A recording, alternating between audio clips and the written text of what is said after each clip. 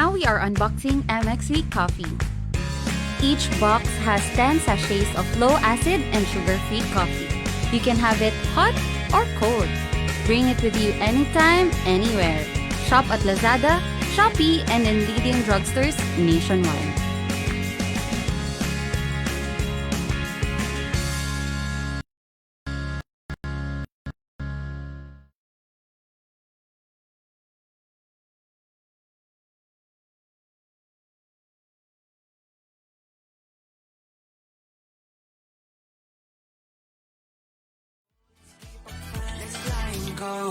Let's fly and go. Book your flights now via Air Asia Move. Huwag mo sabihin radyo. Huwag mo sabihin radyo. Sabihin mo. Sabihin mo.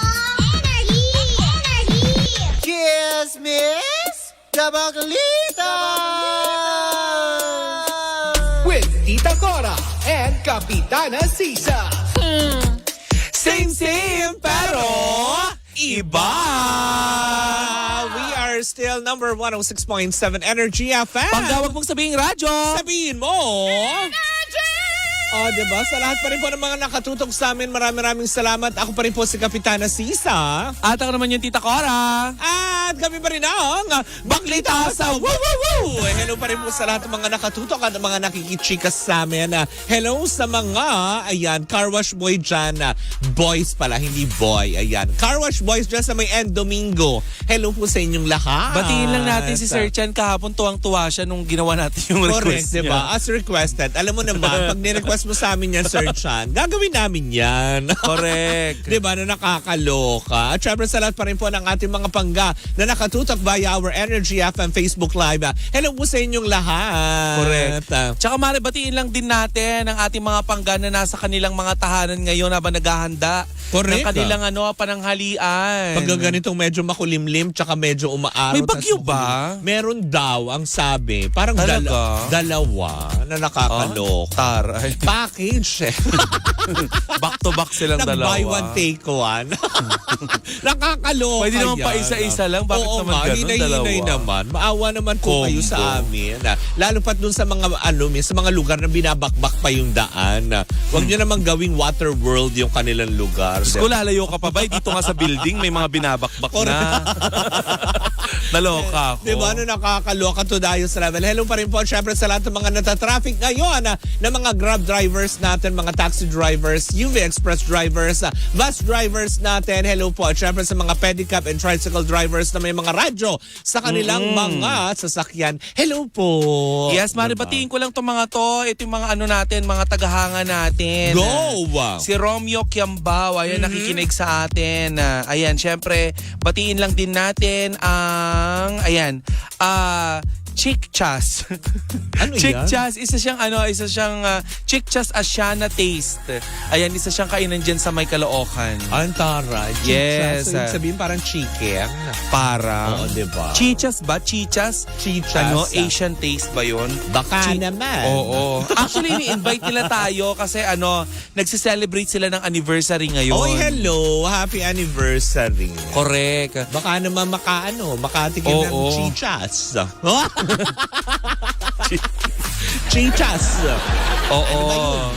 Hindi puro masasakit na salitang natitikman. Anong chika mo for today's video? Chika ko na lang ba yung ano? Yung ano? Ay Aneka. nako, anyway. I'm not going to use my... Ay, may hindi. extra brain cells to think about something wala. that I'm not... Let it go.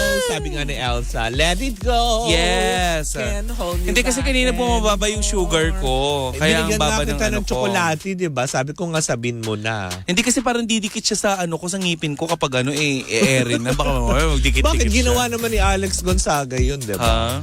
Yung nag-itim-itim yung ganon. Ay nako, ayoko. Si Alex yun, maganda siya. Si si Gandang Kara nga, naisip niya yun, lagyan-lagyan daw namin ng chocolate. Sabi ko, ayoko. Para lang makapagpatawa, kailangan tsumaka. Pag nagpapatawa ko, ang ano ko ay bentahe ko ay sa utak, hindi sa itsura. True, lalo. Kasi di ba nung araw, Mare, ang mga komedyante ay patsakahan para nakakatawa. Kasi material yun eh. Oo. Pero kasi ngayon, ang labanan kasi sa punchlines, ganyan. Utakan, pabilisan Diba? ng isip. Hindi ka mag-ahang for today's video. Pero Mare, eto na utak ang ginamit, Mare, para maging katawa-tawa. ang anak lang. Dahil pinagtawanan man siya, Mare, pinagtawanan siya in a good way. Ay. Oo. Sino ba ito? Kasi sa Superbuds, Mare, na ginanap kamakailan lamang, isa sa mga huradong kinuha itong si Miss Marian Rivera. Ayan, at dahil sa nangyaring yan, viral ngayon si Marian Rivera at nagtitrend ngayon Ang sexy sa niya ex. dyan, Oo naman. Fairness, ang ganda pala. Diba? Diyosa talaga. Yan ang masasabi ko. Wow, ang ganda ng dami. Parang walang anak, no? Oo, in fairness, diba? Grabe. Nako, Iba talaga. parang pag pinagtabi mo kami ni Marian, parang ako yun nanganak. Ganun ba? Nang 8. Putol yung buntot. Agad-agad.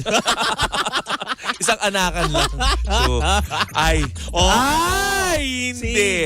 Anyway, Mare, balik tayo kay Miss Marian Rivera. Ito nga, may chika nga itong si Marian Rivera. Kasi pinagchichikahan siya ngayon. Dahil nga sa naganap na Superbuds. Kasi sa question and answer portion, English kasi yung tanong niya. Tagalog. Hindi, English muna. English ba? Yes, Okay. English muna. Ngayon, nung Tagalog muna yung kanyang tanong, pero itong si contestant, ang sabi niya, can you translate kasi it? Inglesero ang kuya mo. Yes. Ngayon, Mare, nakakatawa dito. Oo. Kasi alam naman natin si Marian hindi naman masyadong bihasa sa pag-i-English. Pero Diba? kaya naman niya magsalita. Kaya niya. Diba? Pero, yung pagde-deliver niya na Mare ng are you ready for this? Doon na naging katawa-tawa. Kasi nga, alam ng mga tao, Mare, na hindi siya ganun kabihasa. Diba? Hindi siya, lalo na Kabitenya siya. Fluent. Matigas yung pagtatagalog niya. Yung parang heart evangelista ang peg. Yes. Na Inglesera. Kaya naman, Mare, nung nag-deliver siya ng kanyang question, naging tampulan ng katatawanan, pero Mare, nakyutan yung ibang tao sa kanya. Correct, diba? Ito yung ito yung hindi siya pagkakamali, nakakatawa, pero hindi rin siya nakakainis. Correct, diba? May mga tao kasi na off yung kanilang mga humor. Yan yung, actually, pero ito kasi yung nangyari sa kanya, parang challenge siya, pero kala nyo hindi ako handa. At saka Mare, ito nakakaloka, no? Sa mundo ng showbiz, si Marian Rivera lang yata or etong Superbuds lang yata. Yung katangi-tanging paligsahan ng pagandahan ng katawan. Correct. Question and answer na rin. Mare. Utak na din. Na yung mismong contestant ang nagsabi ng paki-interpret naman nito. 'Di ba? Hindi siya yung contestant. Isip. Hindi siya nagdalawang isip na sabihin sa hurado na paki-translate nga. Siyempre nga naman bilang contestant, baka naman mamali yung interpretasyon niya, 'di ba? Na maiba yung sagot niya. Siyempre contest yun. 'Di ba? Siyempre ang aim din niya is manalo. Tapos kaya kilaro niya. Sabi ni Marian sa dulo, I think you understand that. 'Di ba? Kasi nga parang sinabi niya, okay, listen careful. Parang ganun ba yun? Are you ready for this? Sabi niya. Tapos sabi pa niya doon, I would try my best. At in fairness, nakastress yung T, EST sa dulo. I'll try my best. Diba? Sorry, kaya doon nagtawanan yung mga tao na, diba, in a way na tipong hindi naman din siya talagang kinukutya to the highest level.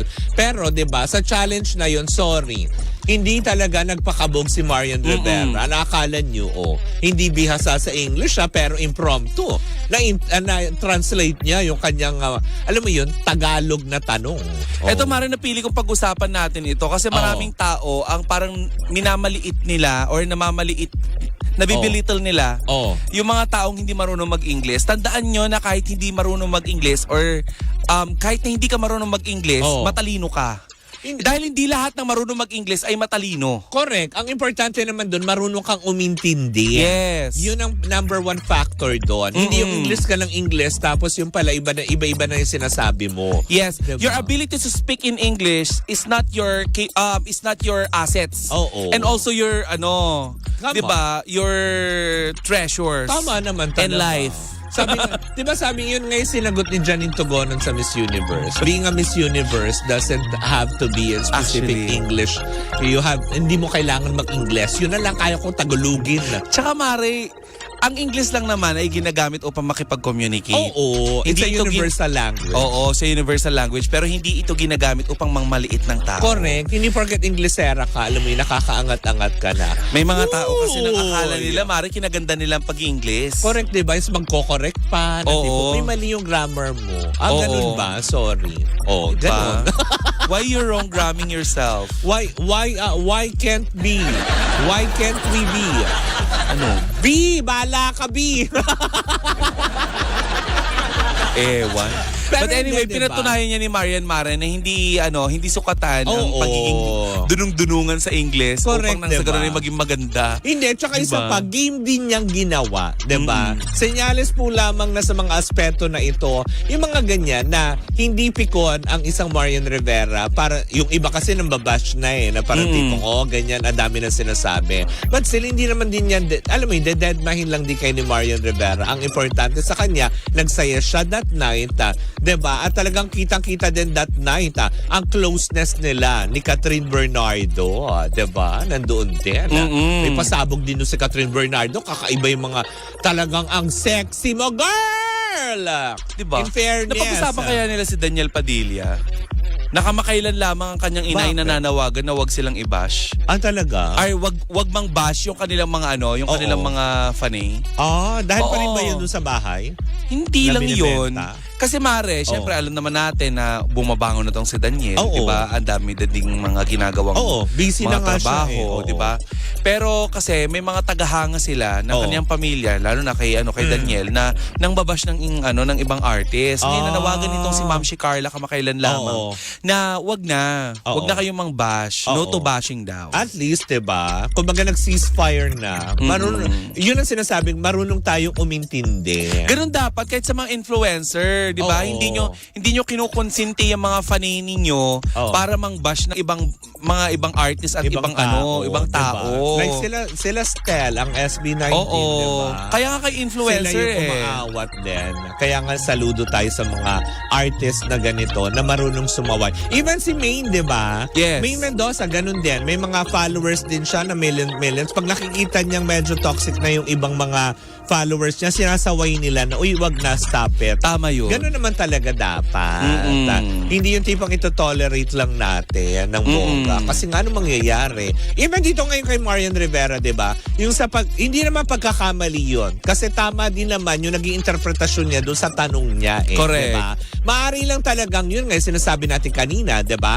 Maari lang talagang yung contestant na nataon na napunta kay Mariana is nakakaintindi ng Tagalog siguro siya, pero mas more on pag English, mas Oo. maintindihan niya yung tanong. Oo nga Pero naman. Hindi naman ibig sabihin na na hindi naman niya naiintindihan yung sinabi ni Marian. Siguro may mga malalalim lang talaga. Yes. Basic Tagalog siguro yung alam ng tao. 'Di ba? Kaya they requested for English version.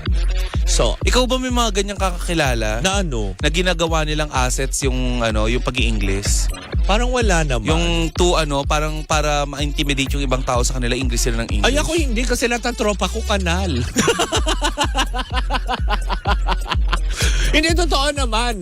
Doon ako sa tropa naman sa mga taong alam ko Oo. na yung utak ko, yung level, ganun lang kami. Tapos pag Same nagsama-sama kami, alam mo yun, riot. Correct. Diba? Hindi makikipagkaibigan ka sa mga Inglesera tapos Tapos pataasan kayo, yabangan kayo ng yabangan. Oo. Did you know that ganyan-ganyan? Ay, you know what? One time, gano'n, sungangain ko pa yun. Oo. English ang English. Lakas naman ng putok. Diba? Inglesera ko nga, tapos Oo. bira ka maligo, bira ka mag-shampoo. Yuck! Asim ng anit mo. Ang dugyot. Oo. Tapos di ka makalakad ng diretso kasi may hadhad ka. Ay, eme. Uy, lahat na nakadugyutan, me. Ito katangin-tanging programa na puno-puno ng kadugyutan. Nakakaloka. Hindi, pero honestly lang, diba? Mas gugustuhin ko pa na, diba, gaya nga sa dati namin bahay O, diba? Nasa loob na ako ng bahay. Pero lalabas ako ng bahay kasi papasok ako sa skinita dun sa mga kapitbahay namin para lang makipagtsikahan, diba?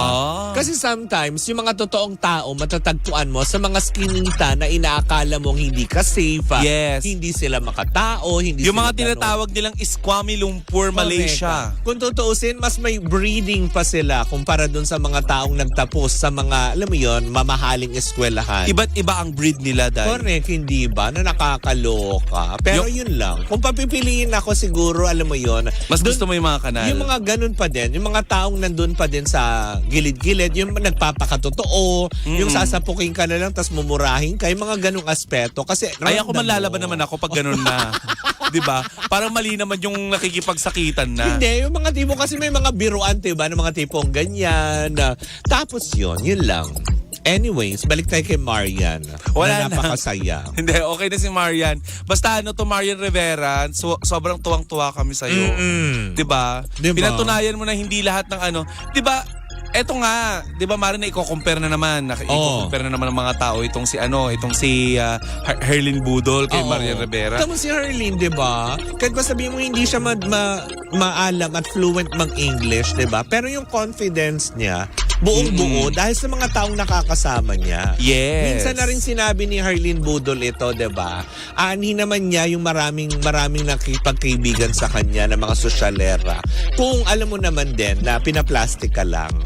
Diba? Mas gugustuhin pa niya yung mga taong totoo sa kanya na tipong sasabihan ka ng pagpangit, ganun. Hindi yung tipong, alam mo yon, kaharap ka sabihin, ganda-ganda mo. Kaya diba? Sisa ba yung pangalan ng Sino friend mo na yon? Si Sisa ba yun? Anyway. Yung hindi ka maniniwala pag sinabi sa yung uy, ang ganda. I love it. Gano. Sarah. Nakakaloka yun. Diba? Lakas ang pagka-itsosera mo dun, Mare. Hindi, totoo naman, diba? So, alam niya ni Tita Cora pag ganyan. Pag sinabi ko na tipong, ay, ang ganda! Alam na niya yon. Kaya pag ginaganon niya ako, iniirapan ko siya. Kilala kita. Kasi alam na niya yung ibig sabihin, no? Synthetic ka. But anyways, paalam na tayo. Yan na nakakaloka. Sumayin nyo na naman ang isang edisyon ng Baklita sa Woo Woo Woo! Muli po ako sa Kapitana Sisa. At ako naman yung Tita Cora. And we are still Same pero iba. Tuloy-tuloy pa rin po ang ating tugtugan. Siyempre dito po lamang yan sa number 106.7 Energy FM. Panggawag mong sabihin radyo. Sabihin mo!